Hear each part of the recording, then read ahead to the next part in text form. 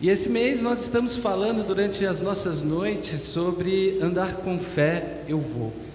Andar com fé eu vou, parafraseando ou plagiando um pouco o nosso grande Gilberto Gil, né? Porque a fé não costuma falhar, a fé não falha. E nós estamos falando de fé, entendendo que a fé, ou andar com fé, é muito mais complexo do que a definição de um conceito, porque a nossa Bíblia, esse livro que embasa a nossa caminhada de fé, porque testemunha do próprio Deus encarnado, Jesus Cristo, ele também relata vários testemunhos de experiências com Deus, que mostram para a gente que andar com fé, ela é uma caminhada, de fato, que se faz, não como um conceito fechado, mas dentro de uma pluralidade dinâmica. Nós vimos a semana passada o que significou para Abraão andar com fé. E nessa noite eu queria convidar vocês a acessar ou abrir a Bíblia de vocês no Evangelho de Marcos. Marcos capítulo 9, nós vamos ler a partir do verso 14. Marcos 9, a partir do verso 14. No Evangelho de Marcos, capítulo 9, a partir do verso 14. Diz assim a palavra de Deus: Quando chegaram onde estavam os outros discípulos, viram uma grande multidão ao redor deles e os mestres da lei discutindo com eles. Logo que todo o povo viu Jesus, ficou muito surpreso e correu para saudá-lo. Perguntou Jesus: O que vocês estão discutindo? Um homem no meio da multidão respondeu: Mestre, eu trouxe o meu filho, que está com um espírito que o impede de falar. Onde quer que eu o apanhe, joga-o no chão. Ele espuma pela boca, arranja os dentes e fica rígido. Pedi aos teus discípulos que expulsassem o espírito, mas eles não conseguiram. Respondeu Jesus: Ó geração incrédula, até quando estarei com vocês? Até quando terei que suportá-los? Tragam-me o menino. Então eles o trouxeram. Quando o espírito viu Jesus, imediatamente causou uma convulsão no menino. Este caiu no chão e começou a rolar, espumando pela boca. Jesus perguntou ao pai do menino: Há quanto tempo ele está assim? Desde a infância, respondeu ele. Muitas vezes o tem lançado no fogo e na água para matá-lo. Mas se podes fazer alguma coisa, tem compaixão de nós e ajuda-nos. Se podes, disse Jesus, tudo é possível àquele que crê. Imediatamente o pai do menino exclamou: Creio, ajuda-me a vencer a minha incredulidade. Quando Jesus viu que uma multidão estava se ajuntando, repreendeu o espírito imundo, dizendo: Espírito mudo e surdo, eu ordeno que o deixe e nunca mais entre nele. O espírito gritou, agitou-o violentamente e saiu. O menino ficou como morto, a ponto de muitos dizerem: Ele morreu. Mas Jesus tomou-o pela mão e o levantou, e ele ficou em pé. Depois de Jesus ter entrado em casa, seus discípulos lhe perguntaram em particular: Por que não conseguimos expulsá-lo? Ele respondeu: Essa espécie só sai pela oração e pelo jejum. Vamos orar? Deus, nós te pedimos que o Senhor continue conosco na instrução da sua palavra, que ela venha ao encontro dos nossos corações, ao encontro da nossa falta de fé, das nossas incredulidades, e que essa falta, esse vazio que nós sentimos às vezes na nossa caminhada de vida, de fé, possa proporcionar hoje e sempre encontros com Jesus, esse seu Filho que nos preenche com a sua voz, com a sua palavra, com a sua presença. Abençoe, Senhor, abençoe-nos, nos abençoe nesse momento. É isso que eu te peço, em nome de Jesus. Amém. Amém. Eu já disse aqui que uma vez eu vi um historiador dizendo que a igreja tentou cristianizar o Império Romano. ela tentou cristianizar todo o Ocidente, os indígenas, os africanos que aqui vieram para trabalhar como escravo. E ele disse em determinado momento da sua palestra que está na hora da igreja cristianizar os próprios cristãos. E eu não sei se foi uma fala provocativa, mas de fato ele tem certa razão, porque nós temos, nós cristãos, um pouco de incredulidade em algumas coisas. Nós cremos, como disse esse pai, a Jesus, mas ao mesmo tempo nós pedimos ajuda para crer. Não é verdade, em nossa caminhada?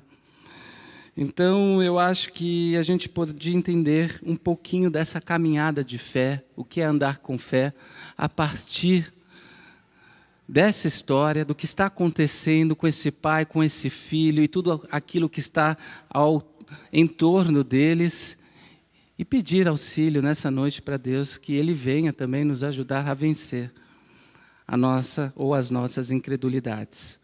Mas antes eu queria falar um pouquinho do contexto, o que está acontecendo aqui. Se a gente ler do começo do capítulo 9, nós vamos ver que Jesus sobe um monte com Pedro e mais 2 discípulos, e nesse monte chamado Monte da Transfiguração, ali aparecem para Jesus e esses discípulos a figura de Moisés e Elias. A figura de Moisés e Elias são figuras simbólicas da religião de Jesus e desses discípulos, até então a religião judaica, porque Moisés representava toda a lei e Elias todos os profetas, todos os escritos que essa religião seguiam. E nesse momento, eles vivem uma espécie de experiência religiosa, onde as vestes de Jesus começam a brilhar. Jesus vai ao encontro de Moisés e Elias e conversa com eles, e esses 3 discípulos que subiram com Jesus estão ali olhando o que está acontecendo, e de repente somem Moisés e Elias e fica somente Jesus, como se a lei e os profetas não são mais necessários diante da presença de Jesus, e ali eles vivem uma experiência maravilhosa, ao ponto justamente de Pedro dizer: vamos montar 3 tendas aqui, uma para Moisés, uma para Elias e uma para o Senhor, falando para Jesus, porque nós precisamos continuar vivendo esse momento. Eu não sei se você viveu muito tempo na igreja, mas a gente já teve talvez experiências religiosas, experiências de êxtases religiosos, assim, às vezes em acampamento, às vezes aqui no culto, onde a gente falou: não queria que esse momento acabasse. E essa é um pouco da tentação de Pedro, porque embora ele tenha vivido algo que criou nele uma grande esperança, que talvez tenha até confirmado o seguimento dele em Jesus, ele diz: vamos ficar aqui, se esquecendo de todo o cotidiano, do chão da vida, vamos ficar em cima do monte. Isso logo depois que Jesus tinha avisado para eles que ele seria entregue, que eles precisariam continuar o caminho, que eles precisariam continuar o testemunho deles no chão da vida. E o Pedro é tomado então de uma sensação de que o que eu quero viver é isso. Essa experiência religiosa, o que nos diz justamente uma coisa já. Porque a fé não é, ou não se resume, ou não se limita a essa experiência religiosa que a gente vive em alguns momentos. A fé não se resume a isso. Porque o texto vai mostrar justamente para a gente, esse texto que a gente leu, que é justamente no mundo, no chão da vida, no coração do cotidiano, tal como ele é, que a gente precisa justamente viver a nossa fé, viver essa salvação que nós temos dito ter em Deus. E não é por acaso que nós encontramos, logo depois dessa experiência, e Jesus, então, desce com esses discípulos do monte para viver então no chão da vida, não mais na experiência religiosa, e eles são confrontados então, logo depois, pela experiência do mal. Vejam, depois de ter uma experiência apoteótica, uma manifestação de algo que não é normal, que confirma a esperança do coração deles, eles descem, são levados para Jesus, com a presença de Jesus, para o coração da vida, e agora eles estão diante do sofrimento, da aberração do mal, da violência do mal. Um sofrimento, uma criança possuída pelo espírito do mal e um pai aflito e desesperado. Então, depois da visão do mundo transfigurado que os discípulos tiveram ali com Jesus, eis que os discípulos agora se encontram justamente diante de uma história desfigurada pelo mal. E é aqui que a nossa história começa, no texto que nós lemos. Jesus desce desse monte da transfiguração, ele sabe que já não tem mais muito tempo aqui na terra para ensinar os seus discípulos, e quando ele desce desse monte, ele vê aquela multidão de discípulos, os escribas, todo mundo discutindo, e ele pergunta o que está acontecendo, o que é esse alvoroço, e um homem então vem até Jesus, olha para ele e fala: olha, eu trouxe o meu filho que está possuído por um espírito imundo, mudo. E o Senhor, Senhor, eu trouxe para os seus discípulos tirarem esse espírito dele, livrarem ele desse mal, mas eles não conseguiram. Os seus discípulos não conseguiram. Eles se mostraram inoperantes. Eles se mostraram impotentes diante de um desafio espiritual que se colocou diante deles. E quando Jesus ouve isso, Jesus se indigna e diz: ó geração incrédula, até quando? Até quando eu estarei com vocês? Eu terei que suportá-los. Até quando eu estarei em corpo com vocês? E esse desabafo de Jesus, se não foi somente para os discípulos, foi para toda uma geração, também inclui os discípulos de Jesus. E isso nos mostra uma coisa muito interessante, que nessa caminhada de fé, nós podemos fazer grupo dos discípulos de Jesus, ser discípulo e discípula de Jesus, e ao mesmo tempo fazer grupo, ou fazer parte do grupo dos incrédulos. Como se nós estivéssemos nessa intersecção entre uma caminhada de fé confiante e, ao mesmo tempo, demonstrando algumas incredulidades. Então é interessante, porque a pergunta que a gente precisa se fazer, talvez, diante desse texto, como indivíduos que caminham numa trajetória de fé, que andam na fé, que confessam Jesus, é se nós conseguimos, de fato, enxergar as nossas incredulidades, para talvez, no momento que a reconheçamos, fazer essa oração igual esse pai dessa criança, que diz: eu creio, mas me ajuda na minha falta de fé, na minha incredulidade. Porque existem muitos fatores para que a gente desenvolva, ou que nos ajudam a desenvolver incredulidades nessa caminhada de fé. Um deles é justamente desprezar, por exemplo, aquilo que faz parte do mundo espiritual. Eu sei que nem tudo na vida precisa ser espiritualizado, mas eu sei também que em tudo que acontece pode haver uma dimensão espiritual. Eu não sei se o garoto que estava possesso de um espírito maligno, como descreve o evangelista, como ele seria diagnosticado aqui hoje. Talvez na área psiquiátrica, com algum problema psíquico, porque ele tinha convulsão. O texto fala que ele espumava, que ele se enrijece, ele range os dentes, tem manifestações físicas, psíquicas e emocionais, mas cuja causa o texto diz que era espiritual. E eu já contei essa experiência aqui para vocês, mas eu queria relembrá-los, assim, de algo que eu vivi. Uma vez eu estava dando atendimento na França, durante a semana, e um dia assim, meio nublado, chovendo, inverno, e eu estava sozinho na igreja, e a porta abre, entra uma pessoa muito alta, uma mulher, um pouco estranha, vem até o gabinete, fala, você é o pastor da igreja? Eu digo, sou.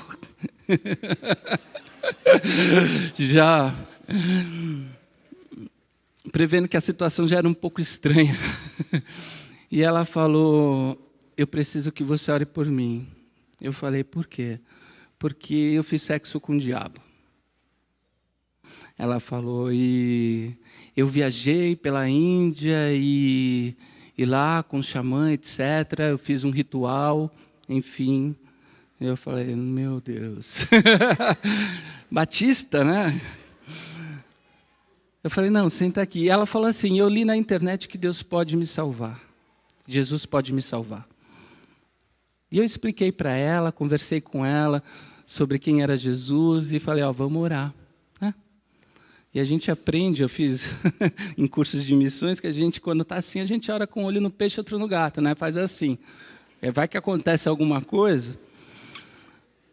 E eu orei com ela ali chorou, nada aconteceu. Depois de um tempo, ela começou a frequentar a comunidade e ela foi diagnosticada com esquizofrenia aguda.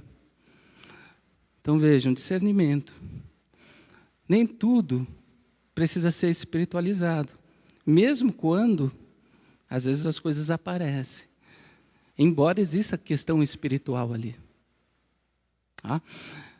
Em uma outra situação, diferente dessa, foi justamente quando acabou um culto, e a pessoa veio me procurar, uma visitante, falou, quem que é o pastor da igreja? E quando a pessoa procura, assim, visitante, pastor da igreja no final do culto, a gente já sabe que, lá vem coisa. E veio conversar comigo. Eu falei, olha, ela falou, está acontecendo alguma coisa lá em casa, eu percebo algumas coisas, porta, janela, abrindo, fechando, mas não me incomoda, assim, fica lá, na sala e na cozinha, eu entro no quarto, fecho a porta, as minhas filhas também escutam, veem algumas coisas, mas não me incomoda. Eu falei, tá, aí. Ela falou, eu queria que você fosse lá. Por quê? Porque foi uma amiga minha que é cristã, e ela fez uma oração, e os celulares, os telefones começaram a tocar todos no mesmo momento, etc. Eu falei, tá bom, vamos lá, né? E eu falei aqui também, que a gente sabe que a gente não está sempre 100% para enfrentar essas situações, ainda mais um batista, né, que nunca enfrentou. Chamei um amigo meu, que é pastor também, que estava lá na mesma igreja servindo, e a gente foi conversando como que a gente ia fazer, se alguma coisa acontecesse. Paramos o carro, ele falou assim, é melhor a gente orar, hein? Vai que... Aí eu falei, nossa, esse reforço que eu trouxe não deu muito certo.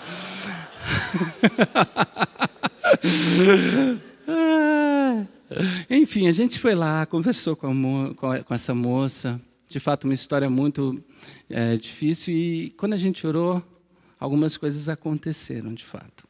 Inclusive, meu celular começou a tocar, todos.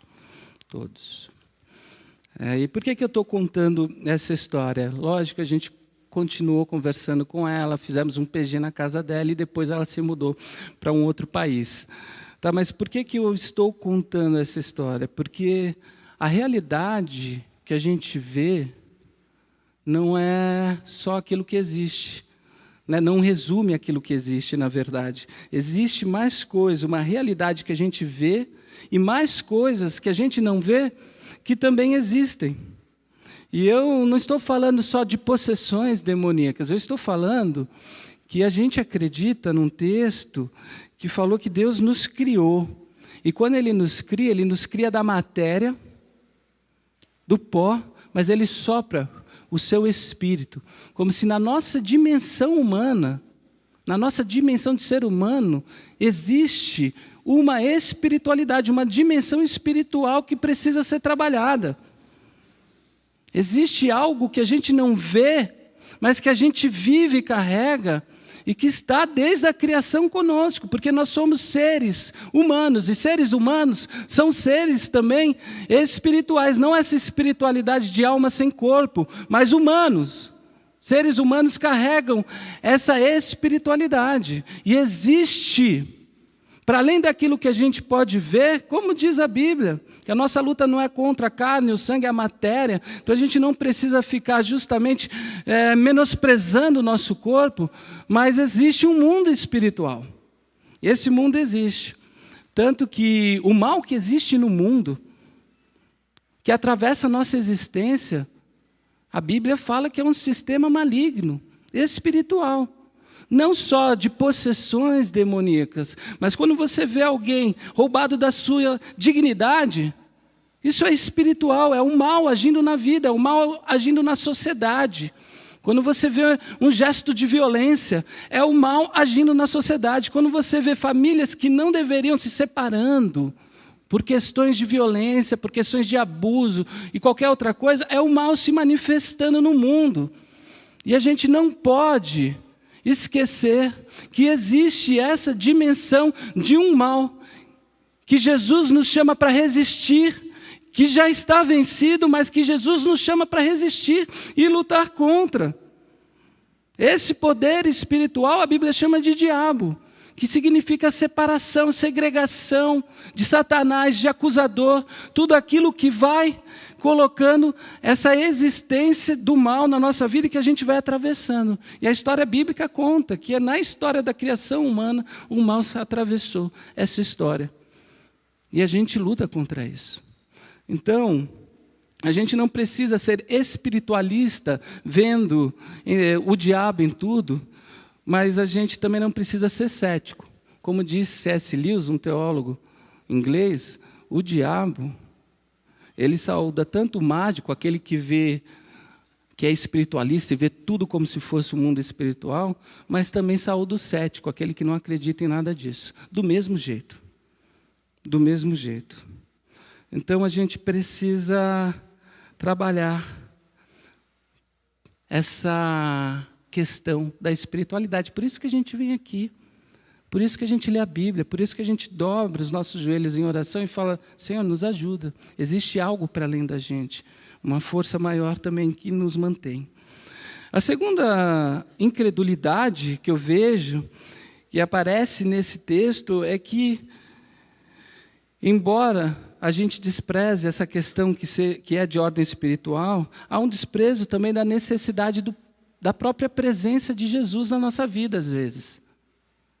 É o que o texto está falando, porque aqueles discípulos que não subiram o monte com Jesus, aqueles que estavam em terra plana, tentaram expulsar esse mal da vida desse garoto, e eles não conseguiram.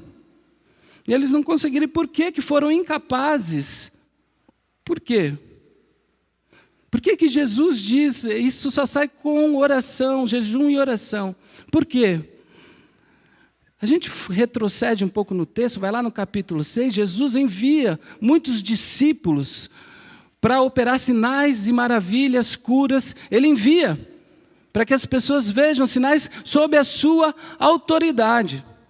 E me parece que esses discípulos, depois de experienciarem essa autoridade de Jesus, serem esses canais, esses braços e pernas de Jesus de transformação, onde esses sinais foram feitos, eles começam a achar que o poder é deles. Que não há necessidade, como se algum poder fosse dado, como esses xamãs espirituais que pensam, às vezes até no meio cristão, que possuem um dom que é deles, que podem curar, que podem fazer qualquer coisa, e fazem essa propaganda midiática. E não acontece assim. Não acontece, porque eles acham que a libertação e a cura estavam ao seu próprio poder. Mas não estavam. Não estavam. Essa espécie de mal, Jesus disse, só sai com oração e jejum. E eu acho que interessante aqui a oração. A gente começou cantando sobre oração, orando. E a oração, tal como ela é apresentada aqui nesse texto, ela também é um passo de confiança, mas é um passo de limite também. Algumas coisas nós podemos fazer, mas nós não podemos fazer tudo. Nós precisamos, para algumas coisas, realizar da presença de Jesus. E por isso que nós pedimos para que Ele venha, para que Ele intervenha.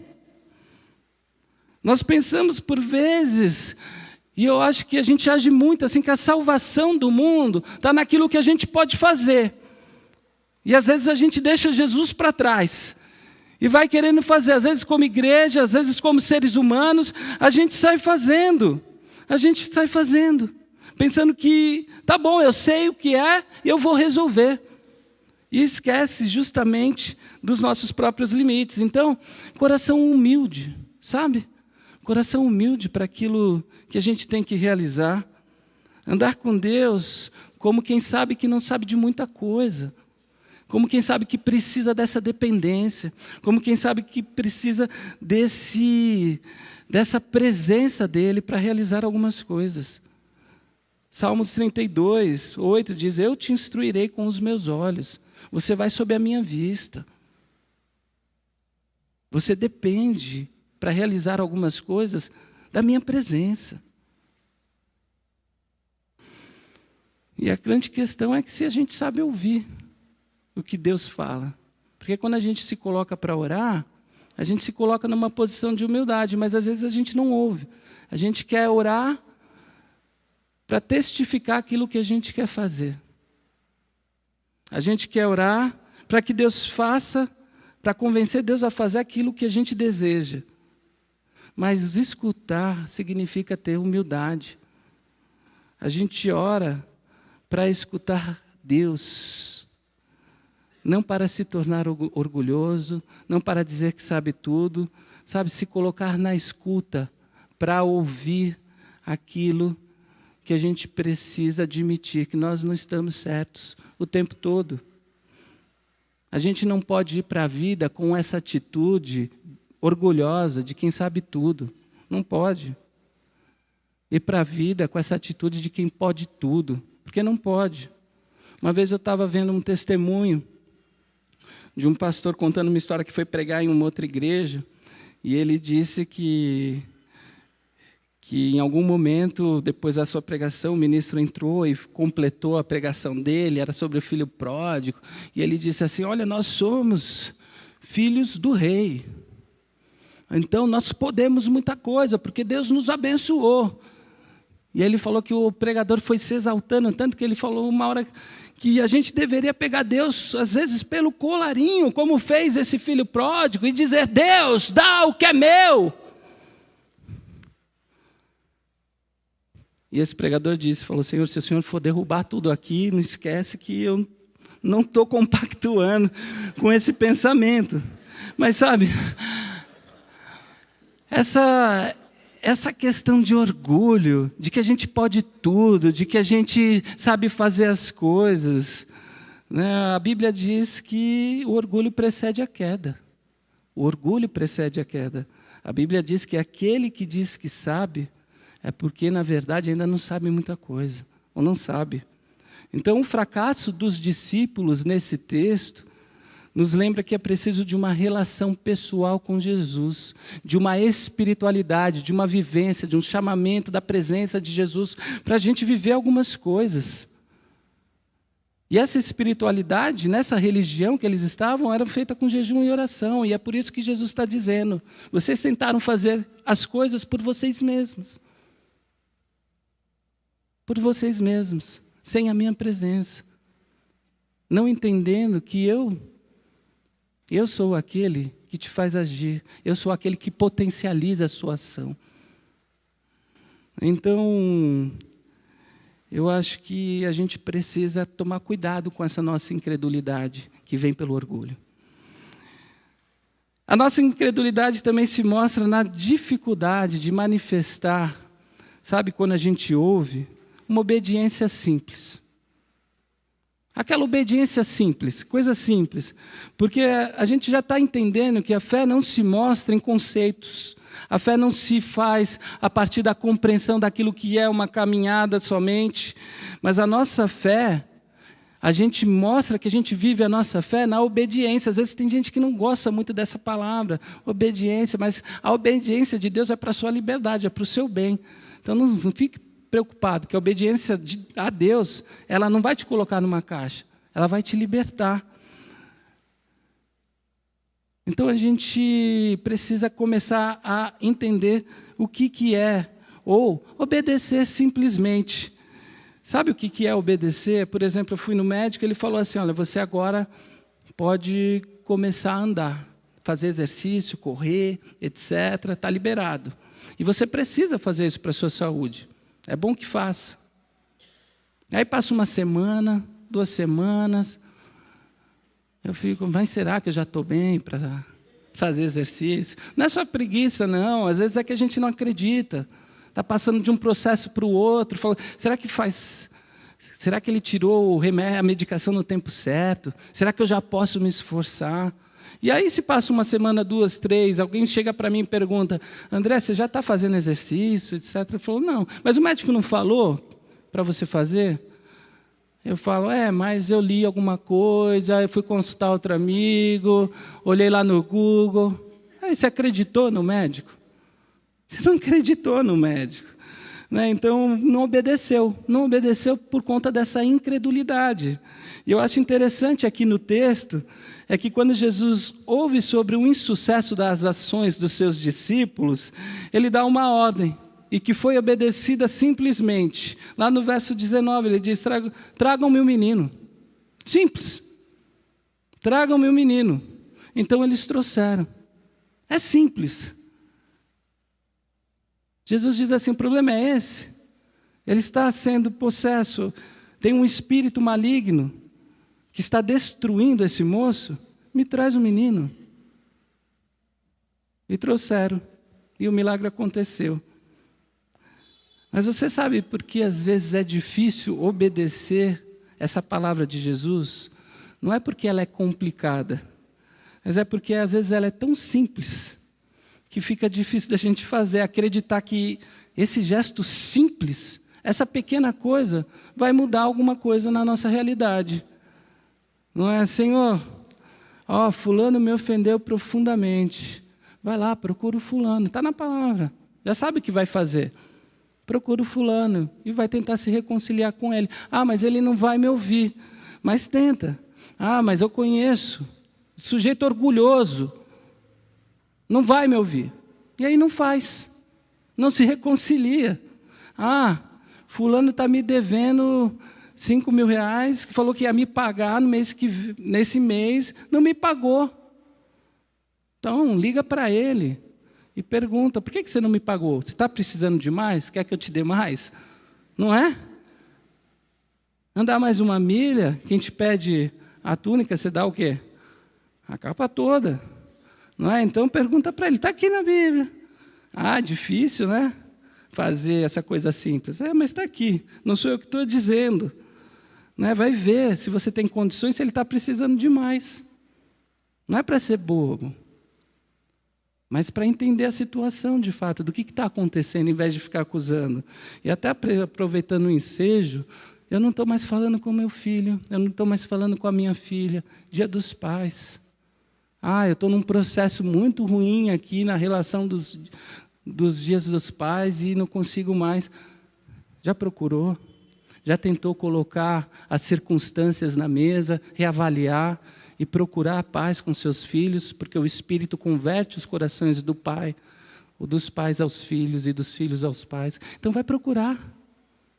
Vai tentar a reconciliação, buscar a paz. Já tentou fazer essas coisas simples? Mas não vai dar certo.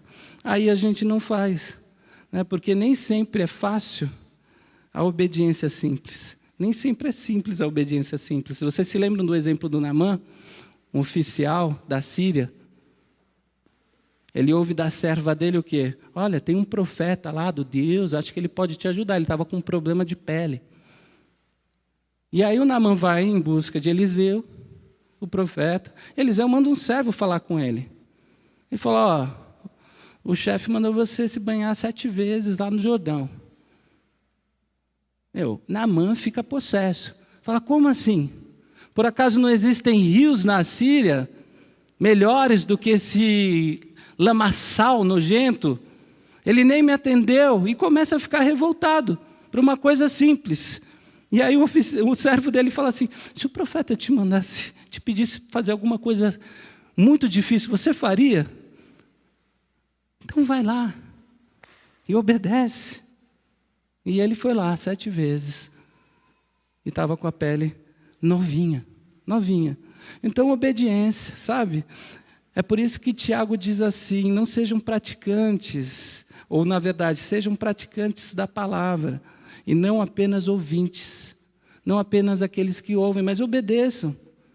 Quem crê não é quem ouve a palavra, quem crê é aquele que ouve e segue aquilo que ouve. É aquele que deixa entrar no coração e criar raízes. Isso vai crescendo dentro dele e vai gerando frutos. Alguém disse já que quem quer discutir a fé, não quer viver a fé, quer só discutir. Porque quem crê, primeiramente, vai viver. E depois vai discutir. Mas vai viver, vai obedecer. Quarto, a nossa incredulidade se mostra na prática, nessa nossa relutância de a gente admitir que nós também precisamos de ajuda. Porque, veja, o demônio está sempre no outro. O errado é sempre o outro. Aquele que pensa diferente, aquele que não concorda comigo, aquele que me confronta nas minhas ideias, aquele que me confronta na minha religião. Então, ele está sempre errado, ou ele está sendo possesso pelo mal. É assim que a gente vê a vida às vezes, a lógica simplista, quando a gente é confrontado, vê alguma coisa e fala: não, isso está errado, isso é do diabo, isso é o mal. O outro está sempre endemoniado, você nunca precisa de ajuda praticamente. E a gente pensa assim, porque se eu sou de Deus, e eu tenho uma opinião sobre alguma coisa, e ele tem uma opinião diferente, obviamente que ele não é de Deus. É uma lógica muito simplista, não é? Uma lógica muito simplista. Interessante que aqui a gente vai ver que Jesus, antes de efetuar a cura nesse menino, numa criança, com uma palavra direta, como ele já tinha feito muitas outras vezes, ele começa a conversar com o pai da criança. Como sugerem os psicólogos de plantão. Vamos tratar da criança, mas com os pais também. Alguém já me disse que muitos problemas estão lá nos pais. Alguém me disse. E ele começa a conversar. E o texto diz que o menino está rolando. E Jesus está conversando com o pai. Eu acho muito interessante. Eu não sei exatamente o que Jesus está fazendo, mas uma coisa é verdade. Depois dessa conversa, que Jesus demonstra interesse pelo caso, a questão se amplia. Porque Jesus diz: escuta, o que está acontecendo com o menino? E aí no começo do discurso, o problema é o menino. Eu trouxe porque ele tem um espírito mudo. Desde sempre, ele vai falando e Jesus vai interagindo, intervindo. Então esse problema está nele, mas esse problema me afeta. Esse problema me afeta. E aí ele fala: se você pode fazer alguma coisa, ajude-nos. Ajude-nos. E Jesus dá tipo o golpe de mestre assim: se podes? Como assim se podes? Tudo é possível. Aquele que crê. Você crê? E ali Jesus revela uma fragilidade do próprio Pai. E a conversa já muda, porque o discurso não é mais: ele é o problema, ele me afeta, é por conta dele que eu sofro. Não, a conversa já muda. Olha, Jesus, se a cura do meu filho depende também da minha fé, então sou eu que preciso de ajuda. Não é só meu filho, sou eu também. Porque o problema dele é um espírito mudo. A manifestação do mal na realidade da sua vida. Mas o meu problema é a incredulidade. Não acredito que vai acontecer alguma coisa diferente. Porque eu acredito e ao mesmo tempo duvido. Mas eu já estou tão humilhado por essa situação, eu já estou tão cansado dessa situação, que eu nem vou discutir com o Senhor, eu não tenho mais força, Jesus. Então, olha, eu creio, mas ajuda-me na minha incredulidade, porque eu creio assim um pouco, mas eu duvido bastantão. Duvido muito. E veja, Jesus não está pedindo para que esse pai tenha uma fé perfeita para que as coisas possam acontecer, não. Jesus revela somente que o pai também precisa de ajuda para algumas coisas acontecerem. E não é a fé perfeita do pai que vai fazer Jesus agir. Jesus age em meio à incredulidade. Não caia nesse discurso, não, de que você precisa de uma fé perfeita, que se Deus não agiu é porque faltou fé em você, não. Porque esse texto fala que Jesus age em meio às incredulidades cotidianas que nós vivenciamos. Tá? Mas o que Jesus está mostrando aqui é que o pai também precisa de ajuda, não só o menino. Não só o menino. Interessante, porque quando o problema é coletivo, a gente costuma se ver no máximo, como uma porção da solução. A gente nunca se coloca no problema. A gente nunca desenvolve essa consciência de que a gente também é parte do problema, ou quase nunca. Sabe? Eu já disse aqui que eu aprendi a orar assim, porque eu orava, Senhor, tem misericórdia da sua igreja. Senhor, ajuda a sua igreja a completar a sua missão na terra. Nós, seres humanos que formamos essa igreja, que se junta com a sua outra igreja, assim, dê a percepção de que isso aqui é importante, de que isso aqui carrega a essência de existência.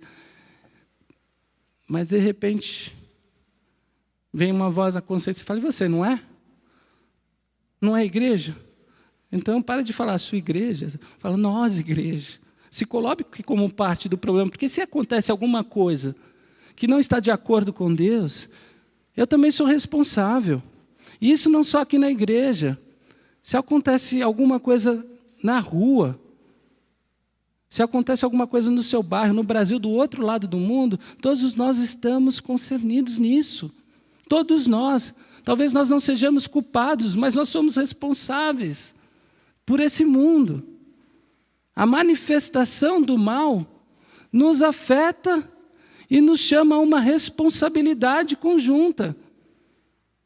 Nós precisamos nos colocar como parte disso.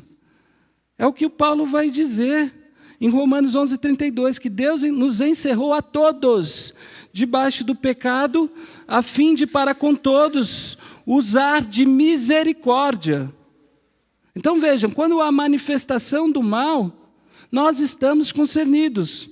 Ou será que a gente se entende como uma classe superior que não participa de tudo isso aqui que acontece? Ah, não tenho nada a ver com isso. Então, entender que nós também precisamos de ajuda para também lutar contra os males que se apresentam para a gente. E quinto, a gente mostra a nossa incredulidade na prática da nossa desesperança. A desesperança que reflete um pouco do nosso desespero, sabe? Eu não sei se você já ficou desesperado ao viver uma situação ou ao ver alguma situação. Ou desesperançado diante daquilo que você vê no mundo e diz assim, nossa, isso aqui não tem mais jeito. Isso aqui não vai mudar nunca. Isso aqui, acabou. Nem adianta. Nem adianta. Está perdido, sabe? Passou dos limites, isso aí não volta mais.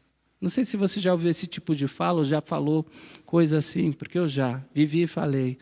Mas sabe essa sensação de desesperança, de que as coisas não vão mudar?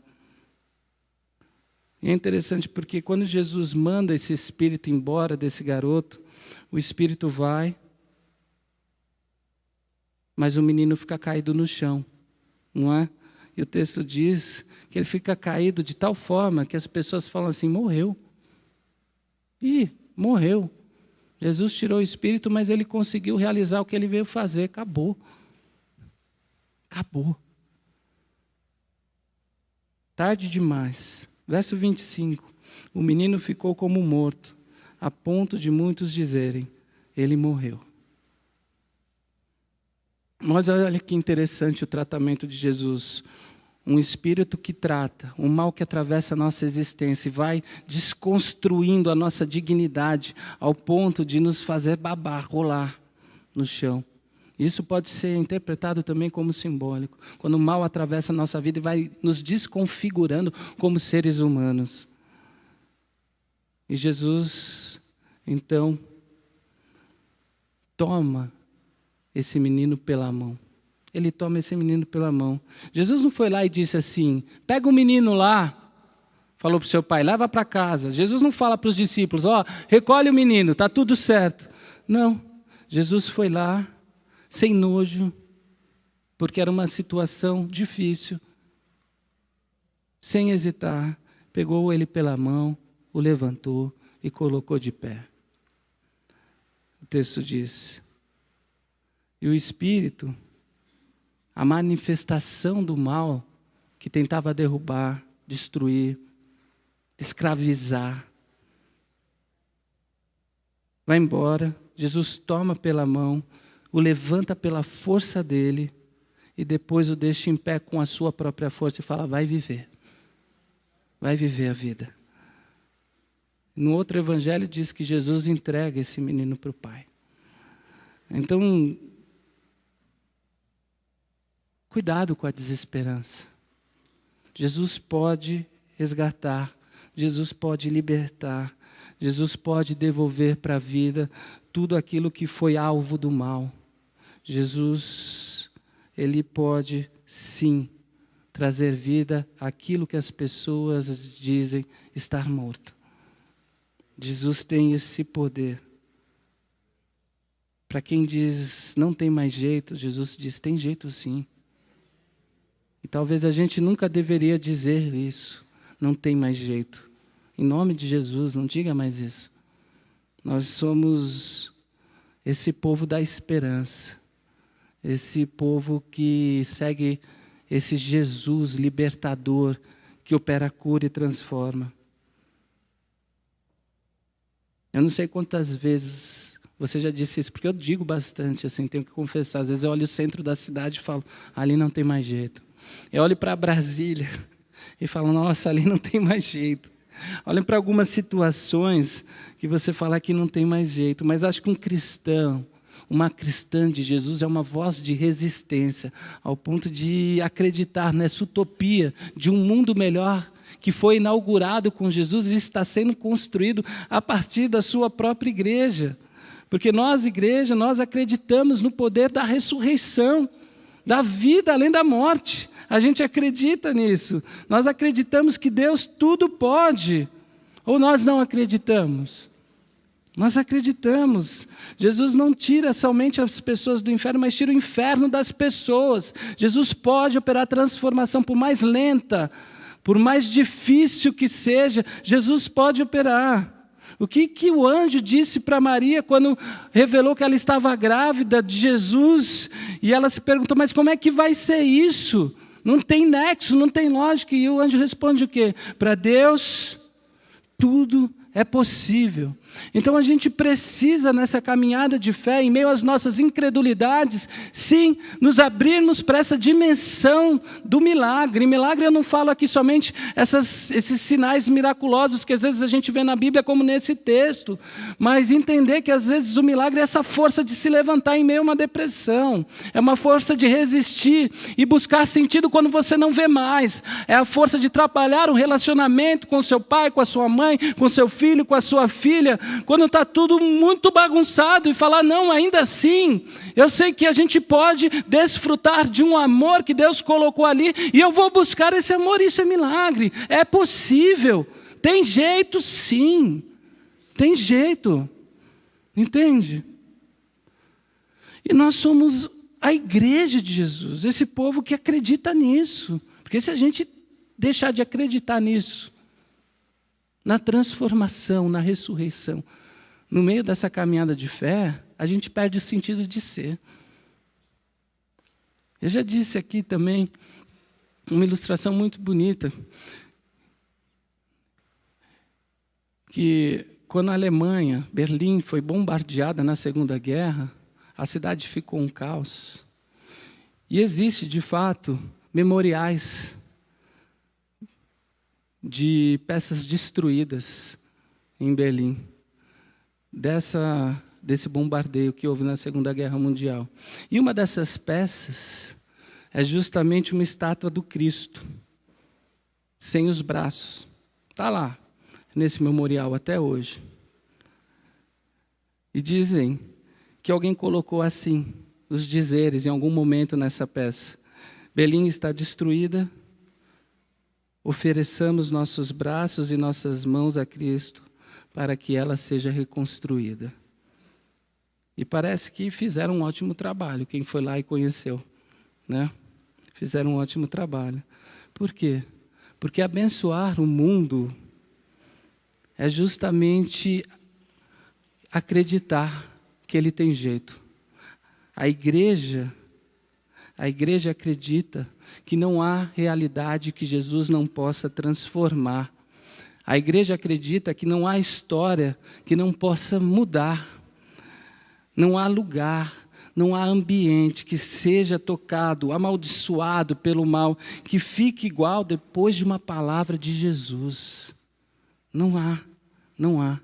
Não existe nada perdido, porque o Senhor é esse Deus que se manifesta hoje, mas é o mesmo Deus de ontem e é o Deus que sempre será.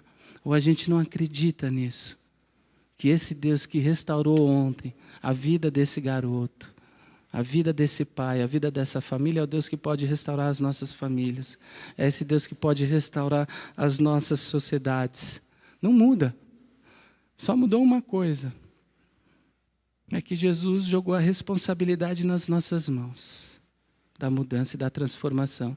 Ele disse: não vai sem a minha presença, eu vou estar com você todos os dias, até a consumação dos séculos. Mas vai. Eu sou a sua, você vai ser as minhas mãos e os meus braços. Ou a gente não acredita que nós somos Igreja de Jesus, ou a gente não acredita que nós somos, como o apóstolo Paulo disse, nós somos o corpo de Jesus e individualmente somos os seus membros. E se a gente ainda não acredita, porque ninguém tem uma fé perfeita, a gente tem um recurso que é a oração desse Pai. Senhor, eu estou aqui todos os dias, nessa caminhada de fé, porque eu acredito. Mas me ajuda na minha incredulidade, porque eu desacredito de muitas coisas. Eu não consigo dar esse passo, porque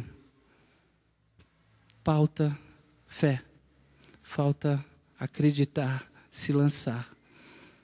E eu acho que a oração, ela é digna e é um recurso justamente para a gente continuar resistindo à nossa incredulidade, vencendo a nossa incredulidade. A oração é esse limite humano, onde a gente diz: eu não consigo fazer mais. E eu estou aqui assim orando porque eu tenho que orar às vezes, porque eu nem acredito que o Senhor vai fazer alguma coisa. Mas me ajuda na minha incredulidade. Sabe, Jesus não vai deixar você falando sozinho. E mesmo que você não tenha aquilo que você pediu, tenha certeza que Ele vai agir na sua vida de uma maneira sobrenatural. Eu creio que para Deus tudo é possível. A nossa fé não está firmada no nosso raciocínio, na nossa interpretação da realidade. A nossa fé está firmada em Jesus. Aquele que diz, como disse para esse pai, tudo é possível aquele que crê. E você não precisa ter fé perfeita não para atingir algum objetivo não. É só se abrir. Vai ao encontro dele, como esse pai foi correndo e desesperado. E ele vai te ajudar. Ele vai mostrar as suas fragilidades, as suas vulnerabilidades, não para te acusar, não para falar, não vou fazer enquanto você for assim. Só para falar, dá mais um passo aí, meu filho. Dá mais um passo aí, minha filha. Vem andar com fé, porque essa fé não costuma falhar. É a fé do Deus do impossível. Do Deus do impossível.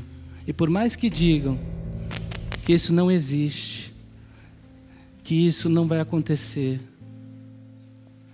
coloque a sua confiança totalmente nessa rocha que é Jesus. E sabendo que se não acontecer como você quer, vai acontecer de outra maneira, porque a sua vontade é boa, perfeita e agradável. Eu faço um apelo assim, para as famílias que estão com relações rompidas, porque hoje é dia dos pais, é muito emblemático. Você que acha que não tem mais jeito com seu filho, com a sua filha, com seu pai, com a sua mãe, com seu tio, não sei. Tem jeito, Jesus diz. Ele reaproxima e restaura as relações. Há encontros que acontecem e que eu já presenciei como pastor, que eu pensava que nunca poderiam acontecer. E de repente o sopro do Espírito vem e opera um milagre. Vamos terminar orando?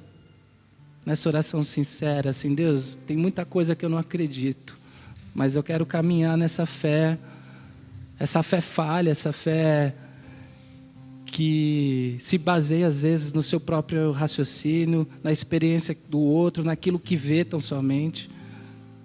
Mas eu quero me abrir também para esse caminho onde eu não consigo ver. E eu sei que o Senhor quer me levar para lá, ir mais fundo, ir além, caminhar nessa rocha, nessa certeza, nessa segurança de vida. E aí o Senhor me ajuda a reinterpretar as minhas vontades e trocar tudo aquilo que não condiz com a minha liberdade, com a paz que o Senhor me deu, com a prática do perdão, com a construção de um mundo melhor. Troca tudo isso por promessas para a minha vida.